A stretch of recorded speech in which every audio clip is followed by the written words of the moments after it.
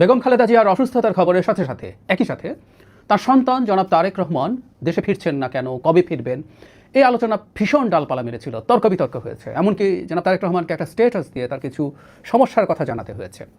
গতকাল সর্বশেষ অবস্থা দেখে মনে হচ্ছে তিনি অচিরেই দেশে ফিরছেন। সেটা মনে করার যথেষ্ট কারণ আছে, সেটা নিয়ে কথা বলতে চাই। তার আগে বেগম খালেদা জিয়ার আসলে শরীরের অবস্থা কেমন সেটা নিয়ে একটু কথা বলা দরকার। তিনি ভেন্টিলেশনে আছেন কিনা এটা নিয়ে গতকাল সারাদিন ডিবেট হয়েছে। কেউ কেউ বলছেন ভেন্টিলেশনে, কেউ কেউ বলেছেন লাইফ সাপোর্ট, ফুল লাইফ সাপোর্টে আছেন, নানা রকম কথাবার্তা। আমি সর্বশেষ প্রথম আলোর একটা রিপোর্টে দেখলাম যে তারা খোঁজখবর করে এটা জানাচ্ছেন তিনি ভেন্টিলেশনে আছেন, যদিও তার আগে বিএনপির একজন গুরুত্বপূর্ণ নেতা আহমেদ আজম খান এটা আমাদেরকে জানিয়েছিলেন। অফিসিয়ালি আসলে আমরা বিএনপির পক্ষ থেকে তেমন কোনো স্টেটমেন্ট এখনও পাইনি, কিন্তু আমরা এর পরবর্তীতে দেখলাম বিএনপির স্থায়ী কমিটির একটা বৈঠক হয়েছে, জরুরি বৈঠক। সেই বৈঠক শেষে জনাব সালাউদ্দিন আহমেদ, খুব সিগনিফিক্যান্ট নেতা বিএনপির, তিনি জানিয়েছেন তারেক রহমান আর খুব বেশি দেরি করছেন না, তিনি খুব দ্রুতই দেশে ফিরছেন। তাতে আমরা বুঝতে পারি বেগম খালেদা জিয়ার আসলে অবস্থার অবনতি হয়েছে। আমি গতকাল একটা ছোট ভিডিওতে বলেছিলাম আমরা চাই, আমরা দোয়া করি তিনি আমাদের মাঝে ফিরে আসুন, তিনি আমাদের মাঝে আরও বেশ লম্বা সময় থাকুন। এখন জনাব তারেক রহমান ফিরে আসা নিয়ে যে কতগুলো অঙ্ক মেলানোর চেষ্টা করছেন অনেকে, সেগুলো একটু বলে। একটা হচ্ছে আইন উপদেষ্টা গতকাল বলেছেন যে সরকারের দিক থেকে বাধা নেই, তারা জনাব তারেক রহমানের নিরাপত্তাজনিত যদি কোনো সমস্যা থাকে সেটাও তারা দেখার চেষ্টা করবেন। এটা একটা গুরুত্বপূর্ণ বিষয়। সরকার দফায় দফায় বলেছে তারা কোনো ব্যারিয়ার তৈরি করছেন না।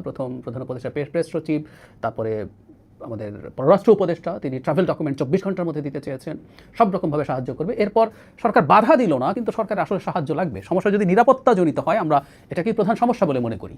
দেশের অভ্যন্তরে এবং বৈদেশিক অনেক শক্তি জনাব তারেক রহমানকে যদি হত্যা করতে পারেন, অনেক সুবিধা তাদের আছে।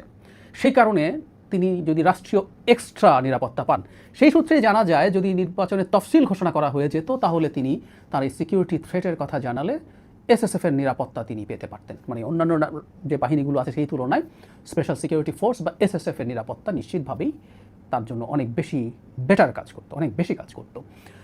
এসএসএফ আমরা সাধারণ অর্থে জানি, আমি এসএসএফের আইনটা দেখছিলাম, 21 সালে এটা নতুন করে হয়েছে, আবার আগে তো ছিলই।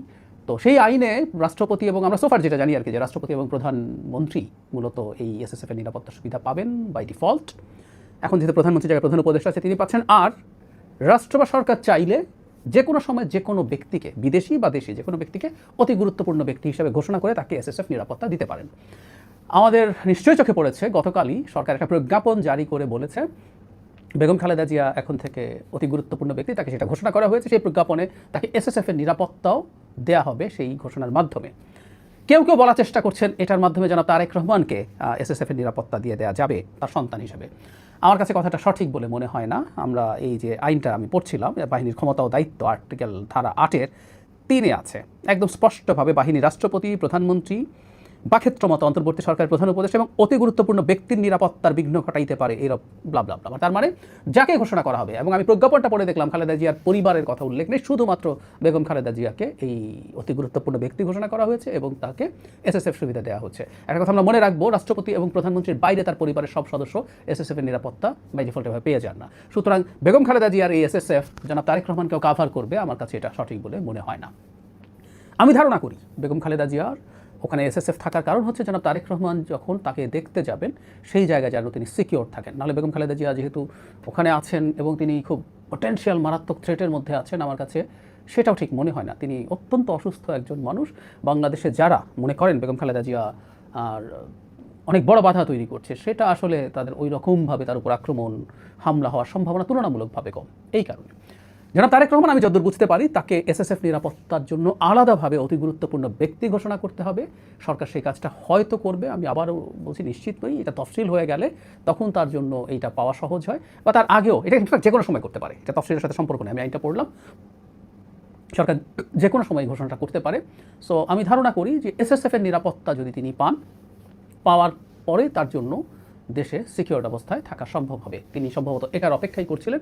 অবশেষে এটার মাধ্যমে আমরা বলতে পারি যে তিনি বলছিলেন যেটা এককভাবে তার হাতে না।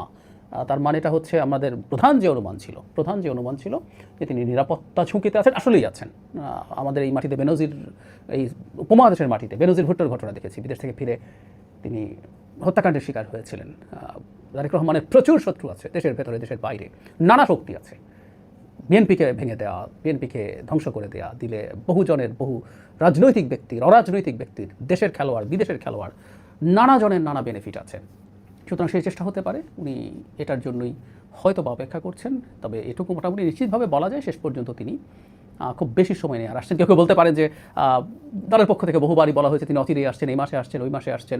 এটাও সেই রকম কিনা আমি মনে করি না, কারণ গতকাল স্থায়ী কমিটির বৈঠকের পর নিশ্চয়ই এই ইস্যুটা নিয়ে আলোচনা হয়েছে এবং জনাব তারেক রহমান ফাইনালি একটা সিদ্ধান্ত নিয়েছেন এবং আমি মোটামুটি নিশ্চিত যে সরকারের সাথে তার নিরাপত্তার ব্যাপারে সিরিয়াস কথাবার্তা এবং আলোচনা হয়েছে, সিদ্ধান্ত হয়েছে এবং এটা অবশ্যই বেগম খালেদা জিয়াকে যে এসএসএফ দেওয়া হচ্ছে সেটা সাথেই হয়ে যাচ্ছে, ব্যাপারটা এই রকম নয়। আমরা আশা করি তিনি দেশে ফিরে আসবেন অচিরেই। এই ফিরে আসাটা অবশ্যই বারবার বলছি সব কিছু যদি সিকিওর থাকে তাহলেই তার আসা উচিত হবে। সব সিকিওর করে আসুন এবং আমাদের ভবিষ্যৎ গণতান্ত্রিক ট্রান্সফরমেশন যেটা আমরা চাইছি সেটার জন্য বিএনপি যেভাবে গুরুত্বপূর্ণ হয়ে উঠেছে, এই দলটার ডিফ্যাক্টো চেয়ারপারসন উনি ভারপ্রাপ্ত চেয়ারম্যান হলে উনি আসলে বহুদিন থেকে মূল দায়িত্ব পালন করছেন। আর থাকা যে অনিবার্যতা আছে সেটা ক্রমাগত বাড়ছে। নানা রকম আশঙ্কা, নানা রকম ষড়যন্ত্রের কথা আমরা শুনি। তিনি দেশে আসার সাথে সাথে আমরা বিশ্বাস করি সেগুলো প্রায় সব কিছুই উবে যাবে।